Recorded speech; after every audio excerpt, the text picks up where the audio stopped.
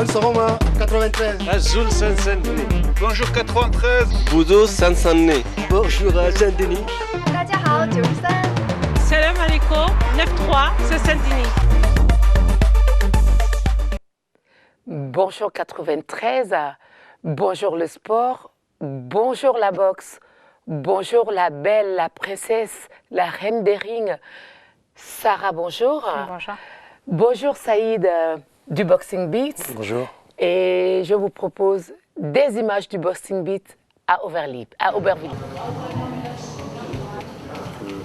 Moi j'ai créé cette association en 99, après j'ai eu à arrêter ma carrière. Et donc l'objectif pour moi était effectivement de concilier réussite sportive et réussite sociale en proposant des divers projets en plus de la boxe au niveau de la salle.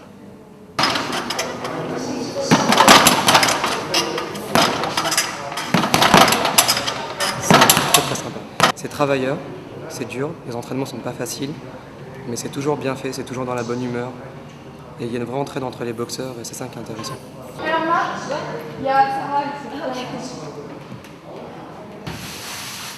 Je passais dans la rue, la porte était ouverte et Saïd était là dans la salle tout seul et donc je suis allée le voir pour me renseigner, savoir s'il y avait un club de taekwondo dans les alentours.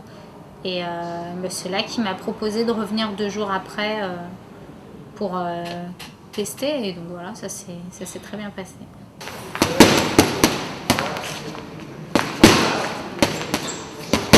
Je suis ici à Aubervilliers et donc après 20 ans à Clichy, j'ai officiellement signé ici. Et parce que pour la simple et bonne raison que Saïd a un très bon entraîneur, aussi bien sur le plan sportif que sur le plan humain. C'est un entraîneur qui sait vraiment parler aux femmes, quoi. Le sport sur la locale, la boxe à la locale TV. Bonjour la belle du ring, Sarah. Bonjour. Bonjour Saïd. Bonjour. Merci d'être venu ce matin sur le plateau de la locale pour nous parler boxe. Honneur à la belle du ring, honneur au sport, honneur aux dames, honneur à la championne, honneur tout simplement à la femme. Bonjour Sarah, pourriez-vous vous présenter s'il vous plaît? Bonjour, je m'appelle Sarah Ouramoun et donc je suis boxeuse de haut niveau et championne du monde amateur. Et Sarah, c'est vraiment un titre exceptionnel. Et ce titre, vous l'avez obtenu en quelle année et où?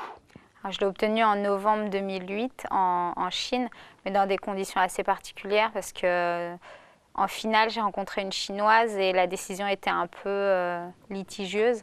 Et finalement, mon adversaire a été contrôlé positif, donc 9 mois après, on m'a restitué la médaille d'or. Eh bien, dis donc, belle récompense, et récompense bien méritée parce que je pense que dans ces cas-là, on savoure l'effort qu'on a fourni pour avoir passé tant de temps à s'entraîner. Sarah, pourquoi avez-vous choisi la boxe? La boxe, en général, elle est masculine.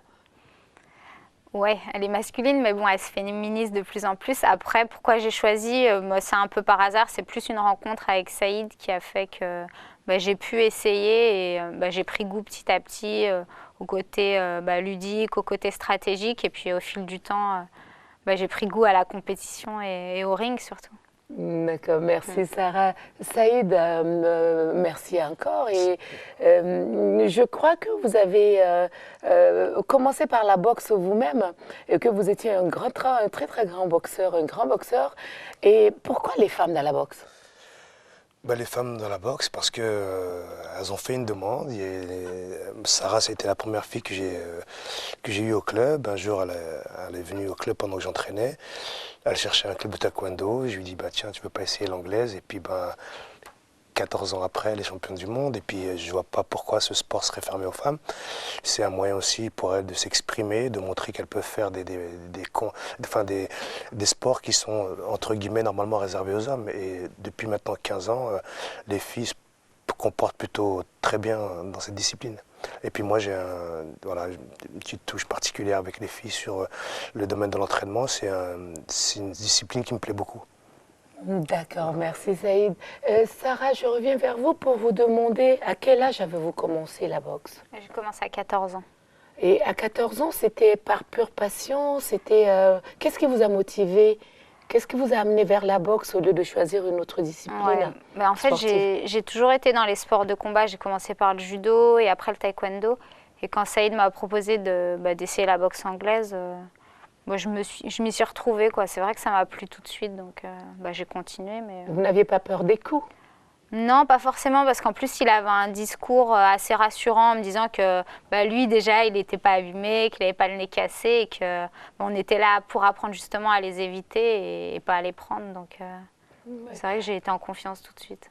Et la famille, elle a pu vous mettre en confiance quand vous leur avez annoncé que vous changiez de discipline pour aller vers un sport qui fait peur aux parents, certainement. Oui. Ma mère, je ne lui ai pas dit tout de suite, elle l'a su 2-3 semaines après et finalement elle a rencontré Saïd et ça s'est bien passé. Mais c'est vrai qu'elle a tout de suite adhéré dans le sens où elle s'est dit, voilà, on est en France et moi j'ai élevé mes enfants de la même manière, aussi bien les filles que les garçons, donc il n'y a pas de raison.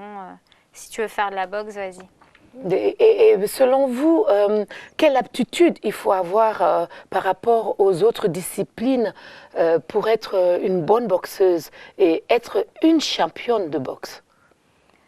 Peut-être beaucoup de détermination et pas avoir peur de l'effort, quoi, parce que c'est vrai que l'entraînement est dur. Donc, voilà. Et l'entraînement est un entraînement sûrement intensif qui passe par les séances d'abdos, les séances Est-ce que c'est beaucoup plus dur? Est-ce qu'il faut des entraînements assez différents des autres entraînements pour avoir ce mental forgé et cette capacité de se tenir sur un ring? Je pense qu'à partir du moment où on cherche la performance, après, il faut un entraînement complet, il faut des séances de musculation, des séances de course, puis après des séances beaucoup plus spécifiques, mais c'est assez chargé, quoi. Faut s'entraîner. Et combien d'heures d'entraînement par Nous, on s'entraîne 2 fois par jour, des entraînements qui durent à peu près 2 heures. Donc, en général, le matin, on fait de la musculation ou de la course, et l'après-midi, on fait du spécifique boxe. D'accord, merci Sarah. Saïd, vous avez une structure qui s'appelle le Boxing Beats et qui est située à Aubervilliers. Et le Boxing Beats a en fait été initié par vous. Et comment vous en êtes arrivé là? Disons que moi, après ma carrière de boxeur, donc comme j'ai fait de la boxe aussi de haut niveau et de la boxe professionnelle aussi, j'avais déjà pensé, quand je boxais, j'essayais de voir un petit peu ce qui manquait au club, comment on pourrait le restructurer. J'ai eu l'idée avec un ami, Farid, de monter cette structure Boxing Beats. Et pour moi, il était important d'essayer de monter une structure. Évidemment, on chercherait à faire de la performance avec les athlètes, mais en même temps, une structure dans laquelle les jeunes pourraient venir faire leurs devoirs, avec une aide qu'on pourrait leur donner, faire des projets qui n'ont rien à voir avec la boxe, essayer un petit peu de diversifier l'activité. Et la sauce a pris assez rapidement avec les jeunes. La ville d'Aubervilliers nous a beaucoup aidé aussi pour monter cette structure, parce qu'avant on faisait partie d'un club municipal et donc on est sorti du club municipal pour se monter en association. Donc ça n'a pas été toujours évident au début parce qu'il faut trouver les bonnes personnes avec qui travailler. Mais on a tenu bon et finalement on est arrivé à être ce qu'on est aujourd'hui. Et bon, c'est qu'un début, on va dire. Ouais, mais c'est un très bon début. Et est-ce que vous avez eu des aides? Est-ce que les collectivités vous ont soutenu? Comment avez-vous pu rassembler tout ce monde autour de vous? Comment ça fonctionne en fait? Voilà la question. Disons qu'on a eu, c'est sur la base d'un projet que j'ai présenté donc à la mairie d'Aubervilliers, qui a été soutenu par le directeur des sports et par le maire, parce que on avait un vrai projet pédagogique, un projet sportif et pédagogique et ludique pour les enfants. Moi, j'ai fait toute ma carrière de boxeur à Aubervilliers, donc ils savaient qu'ils pouvaient me faire confiance pour essayer de monter un projet tel que Boxing Beats. On a eu aussi le soutien donc d'artistes à la création, parce qu'au départ de la création, l'idée c'était de monter un album discographique sur le thème de la boxe, dont tous les fonds auraient été reversés à l'association. Donc on avait comme parrain de cette opération Claude Nougaro, qui nous a prêté un de ses tubes, un de ses titres qui est 4 boules de cuir. Farid, mon ami qui s'occupait de la partie artistique, a réussi à réunir des artistes comme Imhotep, comme Prince Erika, comme Stomy Bugsy, comme KDD, la Funky Family, qui s'étaient réunis pour cette cause. Malheureusement, le projet n'a pu aller au bout pour des raisons diverses, mais bon, c'est un projet qu'on met en suspens, mais qu'on espère attaquer bientôt. Et après, on a eu bien sûr de l'aide des collectivités locales, et puis depuis maintenant quelques années, de certains partenaires privés comme la Fondation Lagardère, le team Lagardère aussi maintenant qui s'occupe de la préparation physique de Sarah, et puis le conseil général qui commence un petit peu maintenant à nous regarder un peu plus et essayer de nous aider. Et donc, mais je pense qu'au départ, il faut avoir un projet solide et puis un projet qui se tourne aussi vers les jeunes et en particulier aussi vers les filles. D'accord. Et vous, votre objectif principal, c'est la boxe féminine, si je comprends bien. C'est développer beaucoup plus la boxe féminine. Mais disons que l'objectif principal, évidemment, c'est la recherche de performance avec les athlètes qu'on a en notre possession. On a une particularité pour la boxe féminine parce qu'on a été élu dernièrement, le 20 mars, premier club français, grâce aux 4 titres qu'on a eus. Alors évidemment, moi j'ai un penchant pour la boxe féminine. On va continuer avec les gens du club à développer ces disciplines-là et faire en sorte d'avoir la meilleure équipe de boxe féminine dans l'Hexagone. Et on va développer cette pratique parce qu'il y a une demande. Et maintenant, il faut que nous, on mette à disposition de ces demoiselles une structure qui soit performante, d'accueil, digne de ce nom pour pouvoir les recevoir et faire en sorte qu'on les accompagne pour des carrières semblables à celles de Sarah. Les collectivités incitent les filles à venir dans votre club. Est-ce qu'il y a les services communication des mairies suggèrent la boxe aux familles? Est-ce qu'à l'école on en parle un peu? Et est-ce que la CAF rembourse une partie comme les autres sports? Ben, disons que les familles, alors on a beaucoup, c'est vrai, de familles maintenant d'Aubervilliers. Alors on les incite pas, c'est un choix qui est fait par les filles de venir faire de la boxe. Parce que, oui, mais s'il n'y a pas une communication pour les informer qu'il y a un très bon club comme le vôtre. Alors évidemment, la meilleure communication pour nous, ce sont déjà les filles qui sont déjà au club, qui font des résultats et qui sont relayées par le service communication de la ville d'Aubervilliers à travers des documentaires écrits, des reportages écrits, des photos, des fois quelques initiations en centre-ville. Ensuite, on a évidemment donc cette équipe de communication qui nous fait des bonnes pages, et puis aussi il y a la réputation des filles grâce à leur titre qui fait que ça attire d'autres filles qui disent ben, si Sarah, Lucie et autres ont réussi, ben, nous aussi on veut essayer la boxe, on veut réussir. Et les familles sont aidées au niveau de la CAF par le ticket loisir, passeport loisir, où là elles sont remboursées une grosse partie de l'inscription chez les filles. Mais on a une politique aussi de prix pour les filles payent moitié moins cher que les garçons.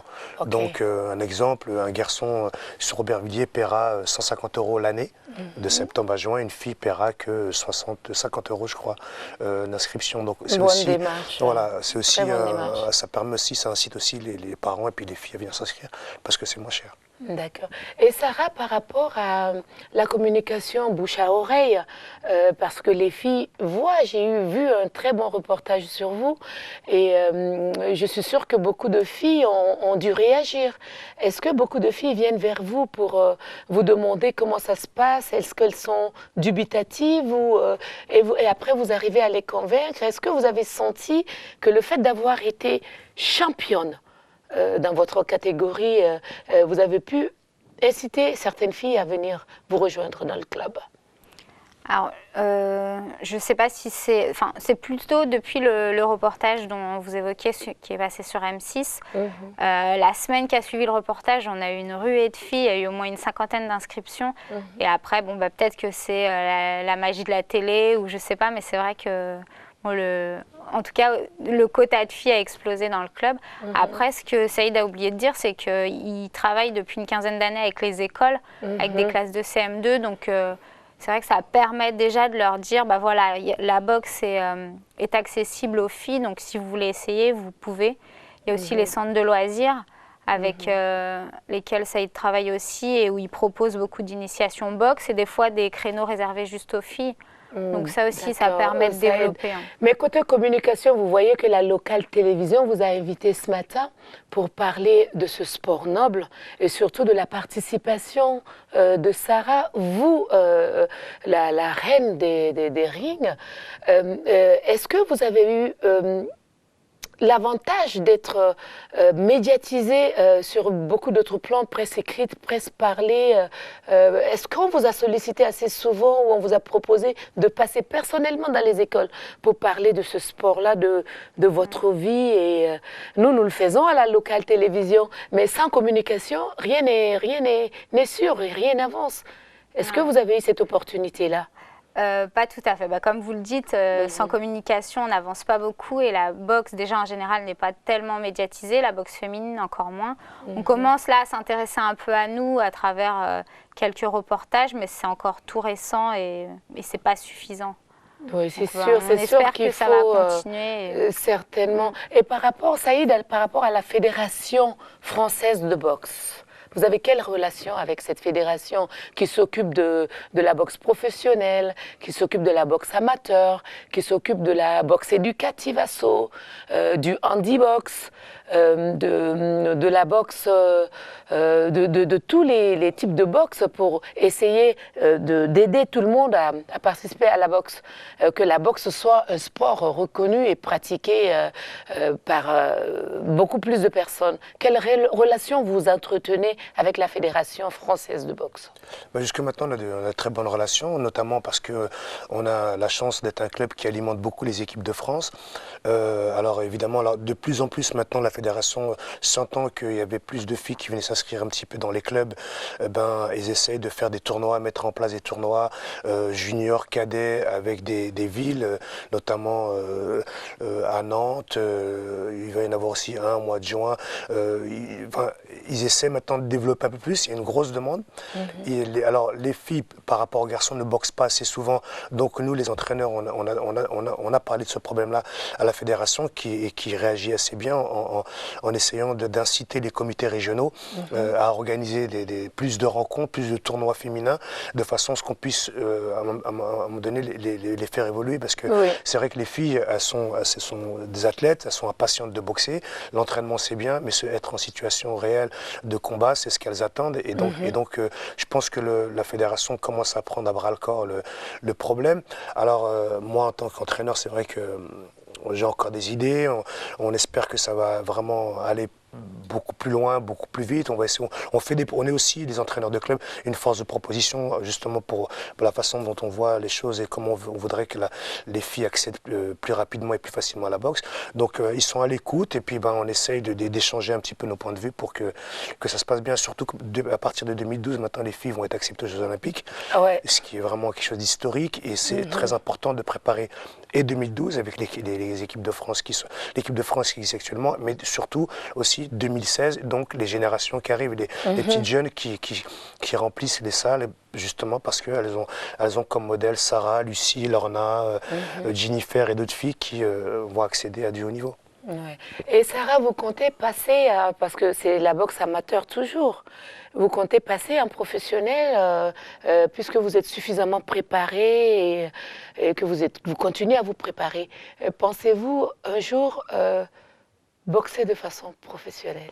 Non, c'est pas un de mes projets, quoi. Là, mon objectif, c'est plus les Jeux Olympiques et je pense qu'après, je mettrai fin à ma carrière. Mais non, le professionnalisme, ça m'intéresse pas vraiment.